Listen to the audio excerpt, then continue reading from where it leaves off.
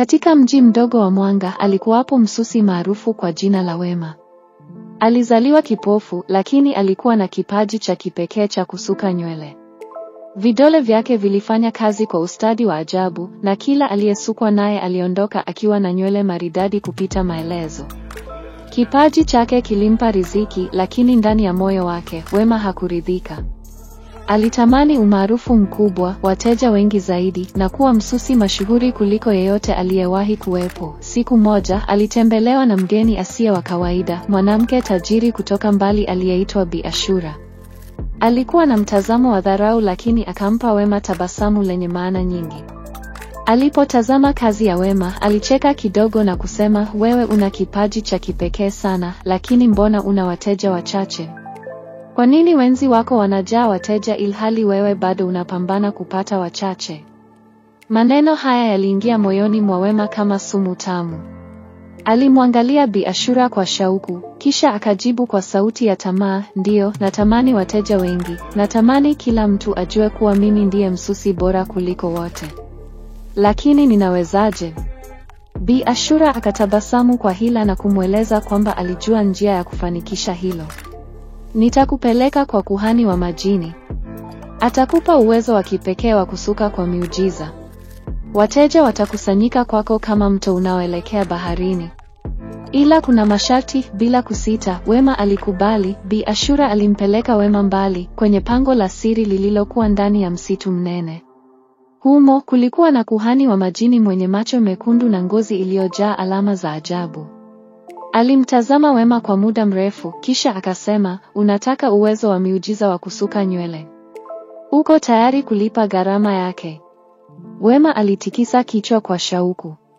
"Utaweza kusuka kwa haraka na kwa miujiza. Wateja watakuja kwa maelfu na jina lako litasambaa kote. Lakini kuna masharti, hakuna mwanaume anayeruhusiwa kuingia katika saluni yako. Na pia hakuna kioo kinachopaswa kuingia humo." Wema alikubali mara moja. Kuhani alifanya tambiko na ghafla alihisi nguvu kubwa ikimwingia mwilini.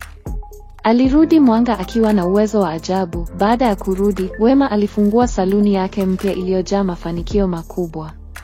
Mabinti waliovutiwa na kazi yake walijaa mlangoni, wakipigania kusukwa naye. Alikuwa na wasaidizi wawili waaminifu waliohakikisha hakuna mwanaume anayeingia ndani. Wateja wake walikuja kwa maelfu, na jina lake likawa gumzo la mji. Lakini nyuma ya Wema, kila alipokuwa akisuka, joka kubwa lenye kichwa cha Medusa lilikaa kimya likimtazama. Lilikuwa na macho ya kutisha na nywele zilizojaa nyoka wadogo waliokuwa wakisonga songa. Mtu wa kawaida asingeweza kuliona, lakini lilikuwepo daima, likitazama kwa tamaa na uchu wa nguvu zaidi. Kwa kila nywele aliyosuka, joka hilo lilizidi kupata nguvu. Wema hakujua kuwa kwa kila kichwa alichopendezesha, kulikuwa na roho inayopotea taratibu. Siku moja, mambo yalibadilika.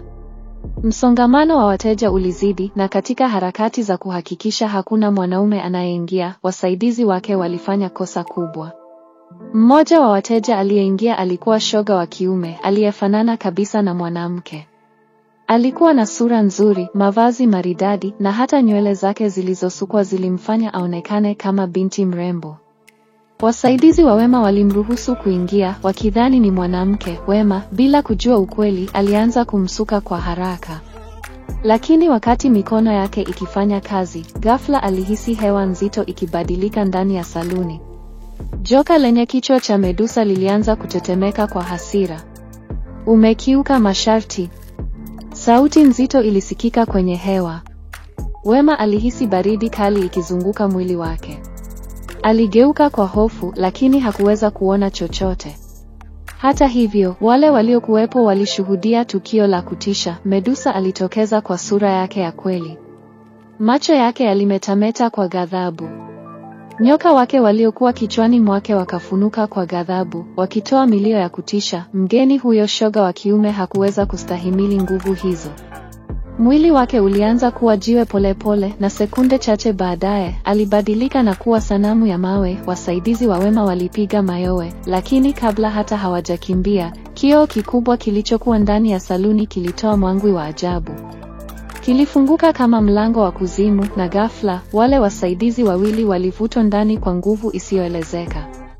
Walipotea kabisa na sauti zao zilififia hadi kimya kilitawala. Baada ya tukio hilo, saluni ya Wema ilianza kuporomoka.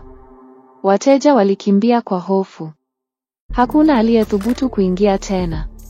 Biashara yake ilifilisika na umaarufu wake ukageuka kuwa hadithi ya kutisha. Hatimaye, alibaki peke yake ndani ya saluni hiyo yenye giza. Hakukuwa na mtu wa kuisafisha, hakuna mteja wa kumpa heshima.